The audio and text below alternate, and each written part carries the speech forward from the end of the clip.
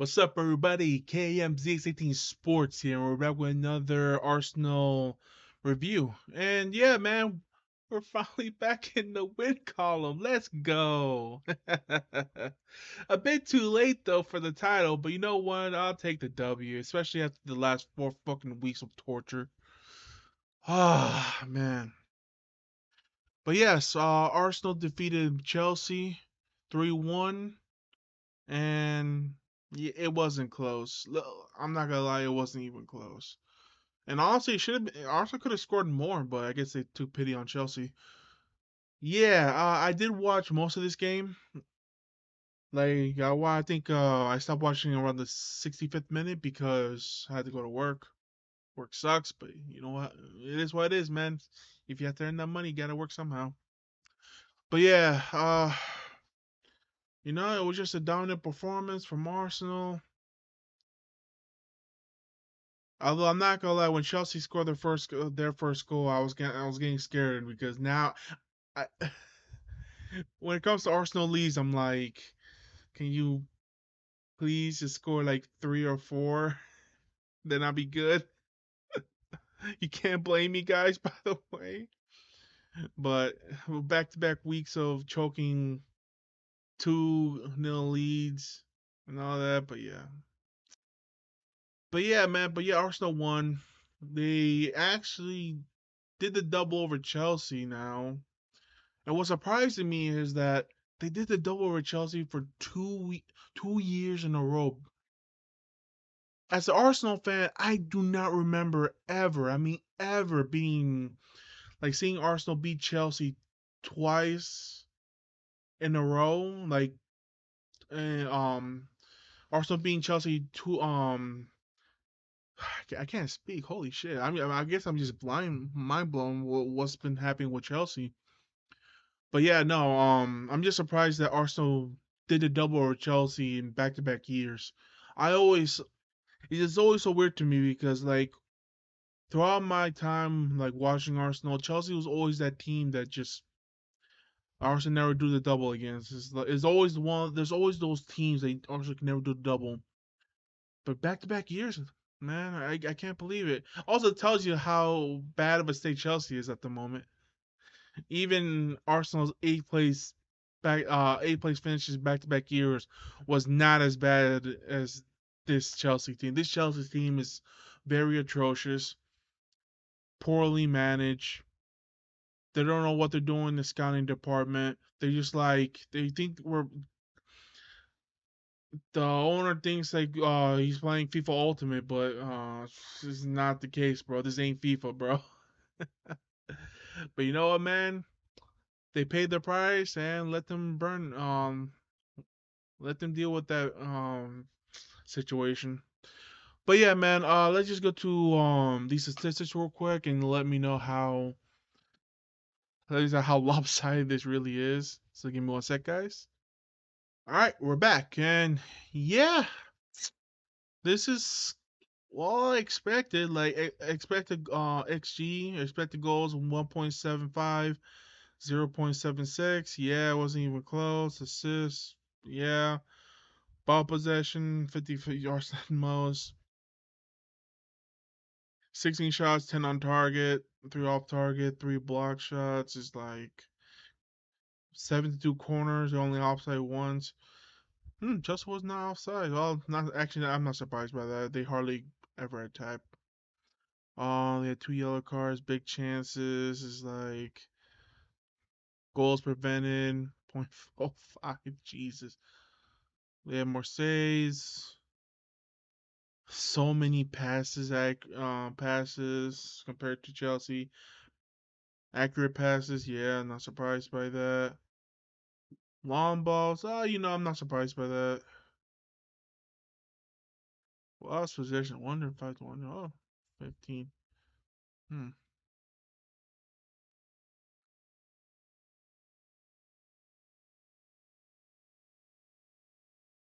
Oof. All right. But yeah, it's statistics wise, it was just dominant. Let's look at the let's look at the details real quick. Yeah, this is just pure domination. I'm sorry. Like Arsenal started off strong, got the goal. Chelsea finally built like a little bit of momentum, and then but it didn't amount to nothing. And then Arsenal regained momentum, scored twice, and Chelsea had like smidge momentum before the break. And then as soon as they got back, it was all Arsenal until they conceded honestly a really bad goal.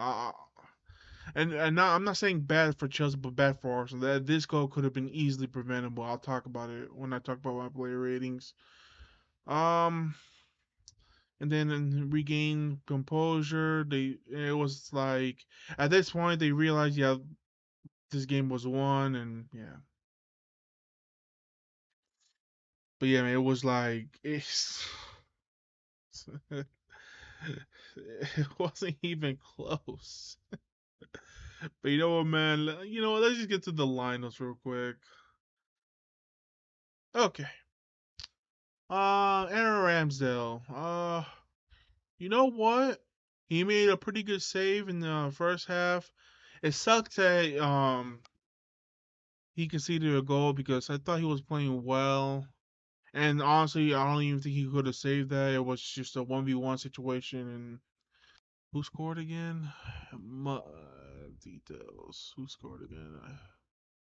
Actually, it tells me right here, Kevin. I deserve that. Madueke. I hope I said that correctly. It was right there too. God, you know what? No, I deserve another chop right there. But yeah, it was 1v1 situation with Madueke, and it was just not meant to be. But overall, though, you know what? Yeah, that 7. I'll give him a 7. I thought he was very good this game. A good bounce back game for Aaron Ramsdale. Ben White, you know, going forward, I thought he was okay. Defending, he had a bit of a hard time with Raheem Sterling. But overall, I thought he was okay. I'll give him a 6. That is a pretty high rating. But you know, I'll give him a 6 out of 10. Jacob Kiwior, I thought he was very good. Yeah, I thought he was very good for replacing Rob Holden. And we just needed a spark in defense. I thought he played well. His passing was good. He was aggressive with his heading as well. Defending, I hardly ever heard his name. So you know what, man? I thought he was good. I will give him a 7 out of 10. That is an accurate rating right there. A 7 out of 10. Gabriel Magalhaes, I thought he had a bit of a tough game, but that's more so the fact that he was covering a lot for Zinchenko, and I feel like now teams are starting to exploit that. I'll get more about Zinchenko later. And although Gabriel's been doing pretty well covering for Zinchenko, but because he doesn't have like a Saliba to really play the back three whenever Zinchenko goes forward, it's just not been going well for him since, man. I feel like out of everybody, I feel like he's the one who's been impacted the most by Saliba's absence. But still, though, I give him credit. He was fighting, defending. He was pretty decent. He couldn't really do nothing for that goal. He was just covering for Zinchenko. But overall, though, it wasn't his best game. I'm gonna give him a 6. Speaking of Zinchenko, man, this man's having a bad form. That 7.1 rating is I can't believe that. Like his passes were a bit wayward, either hits or misses. For the most part, what I've seen was like more misses than hits, honestly. And look, and I get it. He's the type of player who wants to make that key pass, I'm on board for that. But there are times and places where, like, if you know for a fact there's like he can't make that pass, don't make it all the time. At least maybe like 2 or 3 max. If like okay, he'll break through, but don't make it like 5 or 6. Just the simple. There is a reason why the simple passes are often always the best passes. But yeah, And also, he was at fault for the goal. He lost Medwecki, and Gabriel tried to cover. And I'm hoping he went down twice, I believe, before I left. So I'm hoping Gabriel's gonna be okay. But yeah, man, Zinchenko, yeah, it was not his best game. He tried, but he's just not been having a great form. And honestly, you know what? No, screw what I said about Gabriel missing Saliba the most. I feel like Zinchenko missed Saliba the most. Because ever since Saliba went down, I feel like Zinchenko been exposed quite a bit. And honestly, if Saliba's not in the back four, I feel like Zinchenko should be in the midfield. But then again, though, we can't do that. Actually, no. Because he you know, mm, you know what? If I'm an Arteta, I should consider like if Saliba's not in the back four, put Zinchenko as a midfielder and put in Tierney in. So at least put like better um back four defensively. At least whenever Saliba is not playing, but yeah, so back for Zinchenko, I'll give him a 5. It'll be a lot worse, but he did make some pretty good passes as well. But we've been starting to notice more of the bad than the good for Zinchenko. He needs to sharpen up his defense too. All right, Granit Xhaka. I thought he was good. He was forward quite a bit. He made some pretty good passes. Some of his passes were a bit wayward as well, but it wasn't as bad as Zinchenko's, and he was tracking back quite a bit as well. Overall, I thought he had a pretty impactful game. I'm gonna give him a 7 out of 10. Jorginho, I see why Arteta bring in Jorginho as Partey. He just want to give Partey rest, and honestly, I don't blame him. Partey was having a pretty bad stretch as well. So putting in Jorginho was pretty good, and also to stick it to Chelsea. So, but overall, though, I thought he was okay. Like he wasn't like really impactful, but he solidified the midfield a little bit. I'll give him a 6. Martin Odegaard. This man, he scored twice. He was lively. He was all over the pitch. Man, he took the game against Man City very hard, and rightfully so. The entire midfield did not play well, and he made this game, man. He just like, you know what, guys, I got this. He scored twice. His passes were pretty good for the most part. I wish he had a hat trick. It would just it would have been the cherry on the top if he had scored another goal.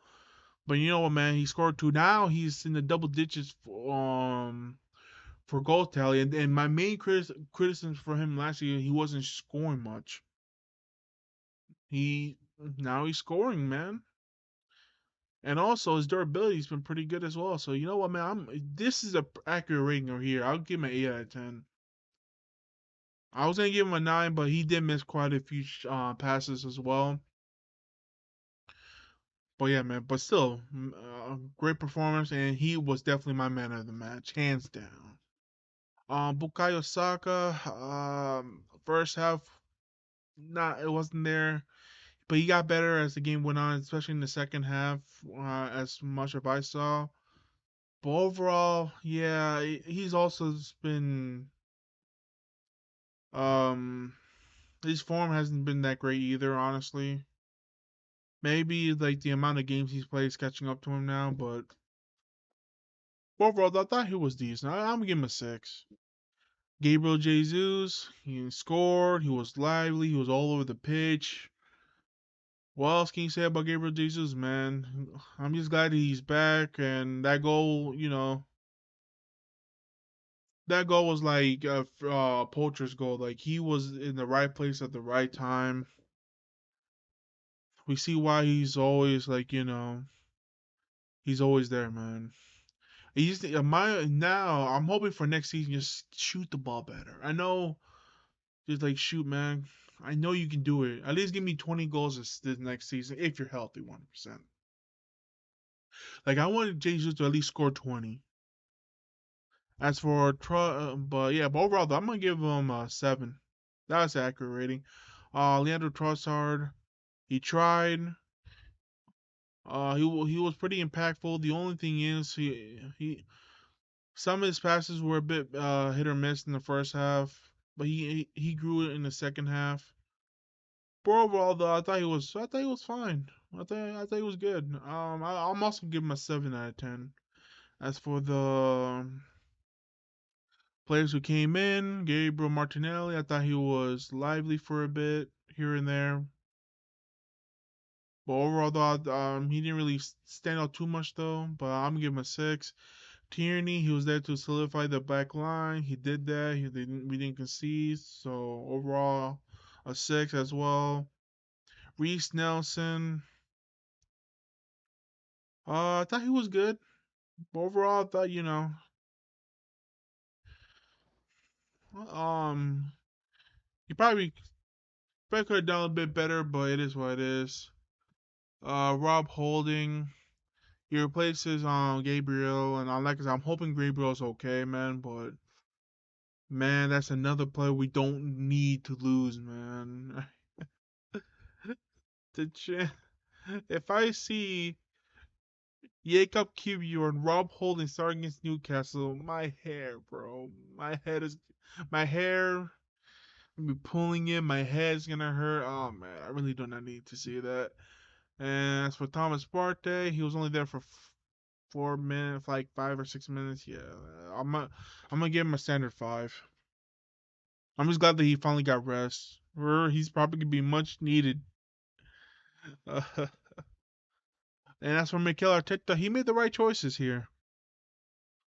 I like the fact that he replaced Partey for Jorginho because I feel like Partey has been overplayed. Um, honestly, and taking Martinelli for the for like the clash for against Newcastle, that was smart to at least give Martinelli some time to rest. My thing is, I would have rested Saka because he's the one who's been like playing so much, man.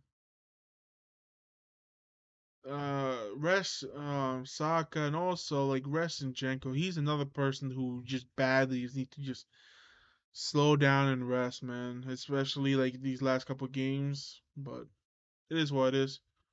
Overall, though, he made the right choices, and yeah, man, I thought he did a great job, with those choices, with those picks, and countering Chelsea a bit. I'm gonna give Arteta a 7, and yeah, Arsenal will now play against Newcastle. That's gonna be a tough game. Newcastle's been on fire recently. But yeah, man, I'm glad that Arsenal won. Uh, thanks Chelsea. Thank God because man, these past 4 weeks have been brutal, man. Choking, almost losing, but came back. But they shouldn't have been. It shouldn't have been that bad to begin with. A shellacking and finally a dub. Oh man, April's been not too kind, bro. Oh well. I feel like the towel hope is already gone, but you never know, man. Miracle happen. But all right, man, I ramble. I'm rambling now, so that's it for me, guys. Arsenal will play again, the 7th of May. So I think that's like what, 4 more days. That's also Saturday. So hey, so there's gonna be some content for you guys on Saturday, and yeah, man, maybe there'll be a miracle. All right. I'll catch you guys later. Like and subscribe below. And yeah, I'll catch y'all next time, man. Peace.